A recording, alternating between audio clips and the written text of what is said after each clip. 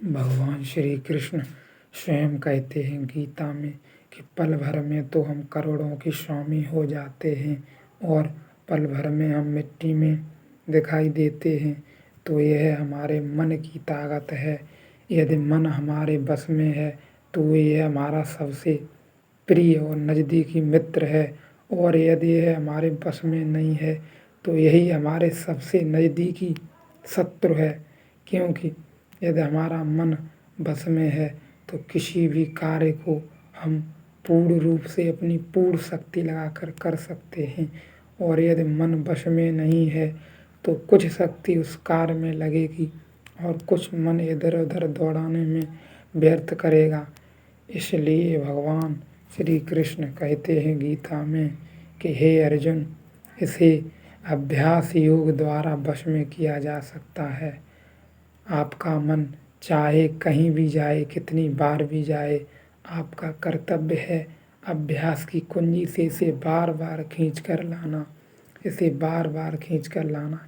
यदि आप ऐसा करते हैं तो एक निश्चित समय के बाद आपका मन आपका सबसे प्रिय मित्र होगा और आप हर कार्य को अच्छे से कर पाएंगे, जीवन में सफल बन पाएंगे और आप भक्ति के मार्ग में एक उच्च स्तर पर पहुंच पाएंगे।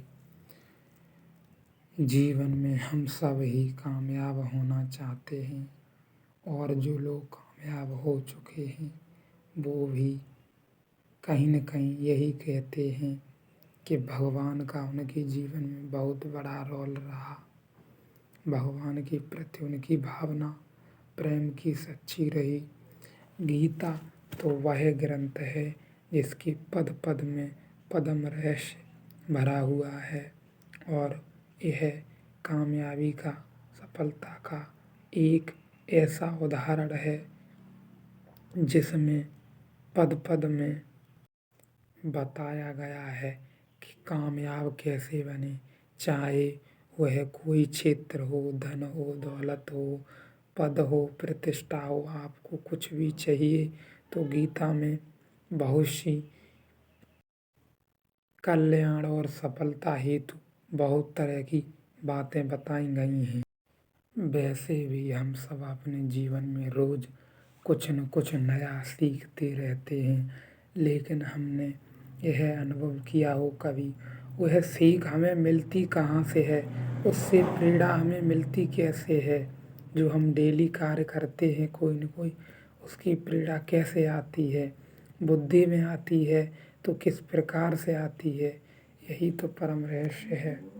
भगवान ने कहा है स्वयं कि मैं ही खाने वाला हूँ, मैं ही बचाने वाला हूँ, मैं ही सब करता होते हुए भी अकर्ता की तरह बरतता हूँ, और तुम लोग इस भ्रम में पड़ जाते हो कि मैं करता हूँ।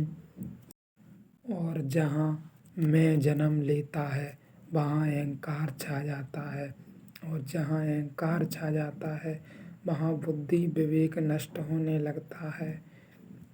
बुद्धि विवेक नष्ट होती है तो तर्क शक्ति भी हमारी स्वतः ही नष्ट हो जाती है।